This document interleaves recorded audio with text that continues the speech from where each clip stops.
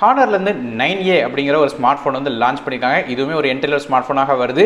இந்த ஃபோனில் என்ன விஷயங்கள் இருக்குது அப்படிங்கிறத பார்க்கலாம். முதல்ல ஃபோன்லேருந்து பில்லேருந்து ஆரம்பிக்கலாம். பேக் சைடில் பிளாஸ்டிக் பேக்கெலாம் வந்திருக்கு.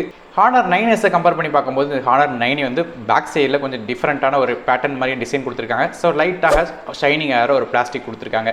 ஃப்ரண்ட் சைடில் ஒரு 6.3 இன்ச் HD+ ரெசல்யூஷன் டிஸ்பிளே கொடுத்துருக்காங்க. இது ஒரு வாட்டர் ஆப் நாச் டிஸ்பிளேயாக வருது. 20:9 ஆஸ்பெக்ட் ரேஷியோவில் இருக்குது. ஸோ டிஸ்பிளேயோட குவாலிட்டி அப்படின்னு பார்க்கும்போது ப்ரைஸ் பாயிண்ட்டுக்கும் பார்க்கும்போது இது ஓகே தான். மற்றபடி வந்து ரொம்ப ஒன்றும் சொல்கிற அளவுக்கு குவாலிட்டியாக இருக்க போகிறது இல்லைனாலும் இந்த ப்ரைஸ் பாயிண்ட்டுக்கு இது ஓகே. ப்ராசர் அப்படின்னு பார்க்கும்போது இந்த ஃபோனில் வந்து ஹானர் 9Sல பயன்படுத்தப்பட்ட அதே ப்ராசர் தான் கொடுத்துருக்காங்க. மீடியாடெக்கோட ஹீலியோ P20 சிப்செட் கொடுத்துருக்காங்க. மேலும் கிராஃபிக்ஸ்க்காக PowerVR G8320 கொடுத்துருக்காங்க. ஸோ பேசிக்காக பார்த்தீங்கன்னா ஆப்ஸ் ஓப்பன் பண்ணுறதுல பிரச்சனை இருக்காது.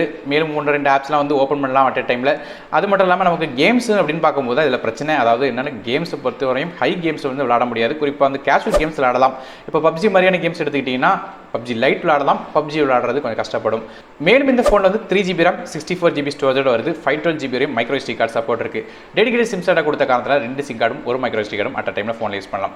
ஃபோனோட OS அப்படின்னு பார்க்கும்போது Android 10 OSல வந்து மேஜிக் UI 3.1 இன்டர்ஃபேஸில் ரன் ஆகுது. ஹானரோட 9S ஸ்மார்ட் ஃபோனோட வீடியோவில் சொன்ன மாதிரி இந்த ஃபோன்லேயுமே வந்து நமக்கு வந்து கூகுள் ப்ளே சர்வீசஸ்லாம் இருக்க போகிறதில்ல. ப்ளே ஸ்டோர் இருக்காது, கூகுள் சர்வீசஸ்லாம் இருக்காதுங்கிறது நோட் பண்ண வேண்டிய விஷயமாக இருக்குது. கேமரா டிபார்ட்மெண்ட்டுக்கு வரும். இந்த ஃபோனோட பேக் சைடில் நமக்கு வந்து 3 கேமரா கொடுத்துருக்காங்க.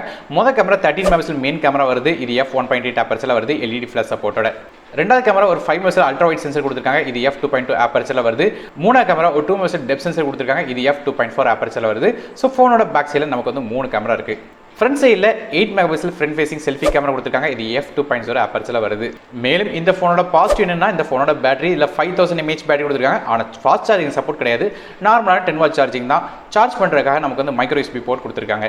ஃபோனோட வெயிட் வந்து 185 கிராம் வருது. அது மட்டும் இல்லாமல் இந்த ஃபோனில் வந்து 3.5 ஆடியோ ஜாக் சப்போர்ட் இருக்குது. ஃபிங்கர் பிரிண்ட் ஸ்கேனர் ஃபோனோட பேக் சைடில் கொடுத்துருக்காங்க. மேலும் இந்த ஃபோன் வந்து dual 4G VoLTE, single band wifi, Bluetooth 5.0 மாதிரியான சப்போர்ட்டும் இருக்குது. கலர்ஸ் அப்படின்னு பார்க்கும்போது இது மிட்நைட் பிளாக், பேந்தம் ப்ளூ அப்படிங்கிற 2 டிஃப்ரெண்டான கலரில் வருது. கடைசியாக இந்த ஃபோனோட பிரைசிங் பற்றி பார்க்கலாம். இந்த ஃபோனோட விலை அமேசான் வெப்சைட்டில் 9999 அப்படிங்கிற விலையில் ஆரம்பமாகுது. லிங்க்ஸ் டிஸ்கிரிப்ஷனில் கொடுக்குறேன்.